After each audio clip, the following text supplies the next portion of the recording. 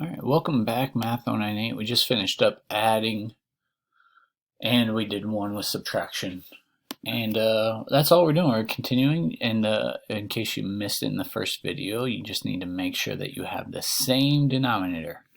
So the same denominator in order to add, and that's where we practice getting the least common multiple, really, is what we're doing. So the first thing I would do is factor the denominator. So we're looking at t minus 5, t plus 5.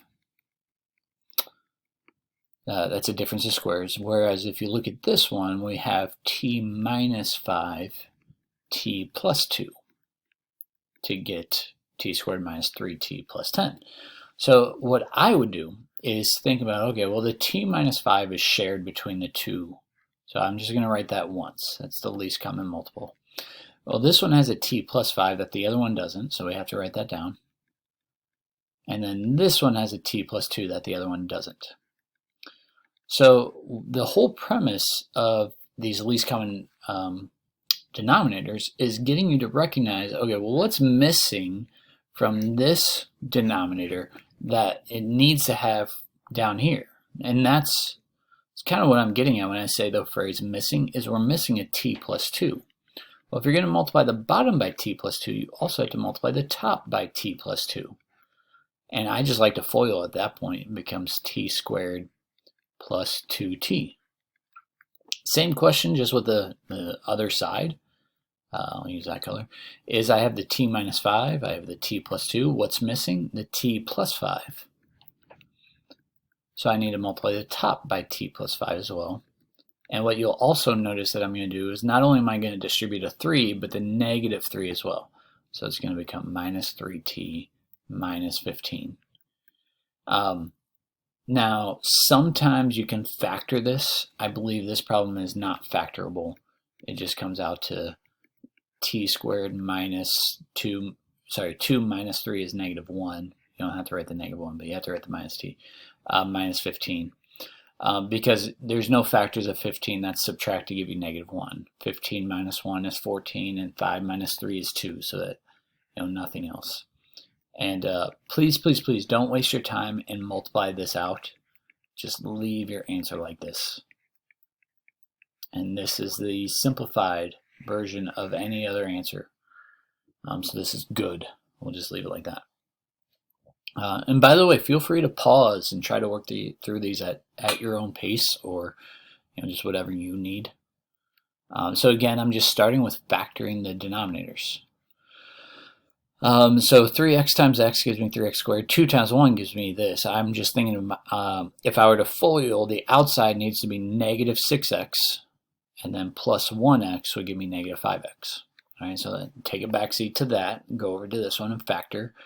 Now there's lots of ways to get 6x squared, but based off of these clues, I'm thinking it's going to be 3x and 2x, because if I were to do 3 times 5, I get 15. Well, let's make it negative 15, and then plus 1 times 2, that was a 1, but didn't really show up as a 1. There we go. Gives me negative 13x. So this is the factored form.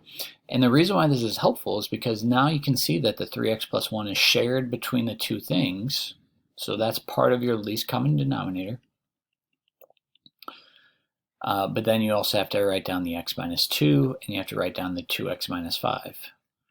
So if you follow my advice from before, I'll use the same colors even, is what's missing from this fraction to our new one. Well, it's missing the 2x minus 5, so we need to multiply the top by 2x minus 5. And what you also need to do is FOIL that. So that'll be 4x squared. And the reason why you have to FOIL the numerators and not the denominator is it might be factorable at the end. So outside would be 6x. Inside's negative 10x, so that's negative 4x. 6 minus 10 is negative 4. And then negative 15. Let's see, and I use this purple color. To me, it's purple. And you can see that we have the 3x plus 1, the 2x minus 5. What's missing is x minus 2.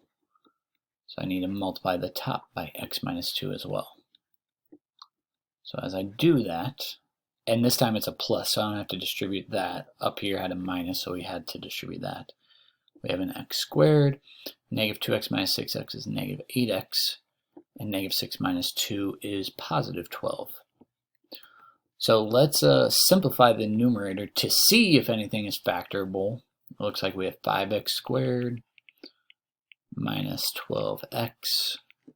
What's that? Minus 3. Let's see. And if we were to do that AC method, we'd have negative 15. And just like before, 15 minus 1 does not give me 12, and 5 minus 3 does not give me negative 12. So just rewrite the denominator, and I think we're good.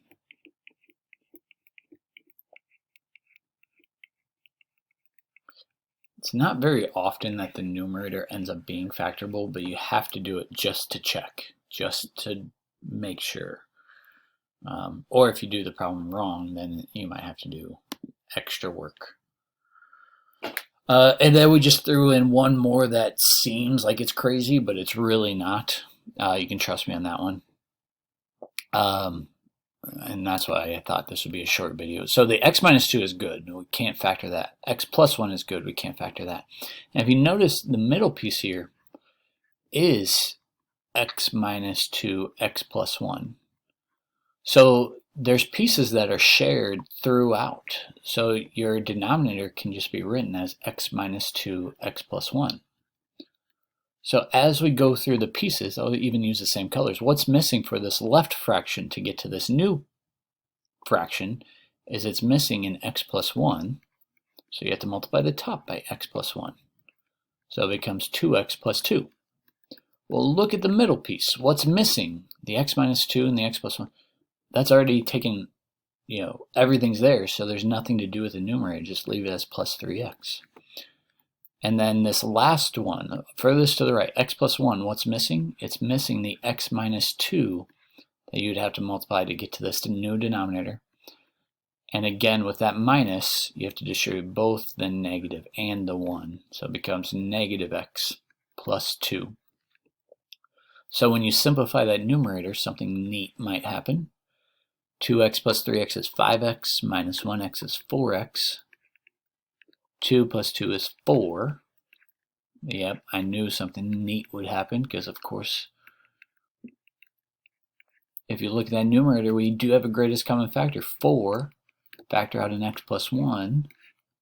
And why would I ask you to factor that out? Is we also have an x plus 1 on bottom that we could cancel out in x plus 1. So the best answer here is 4 over x minus 2. If you want to leave the parentheses, you can, but you don't have to because there's nothing that's being multiplied by it.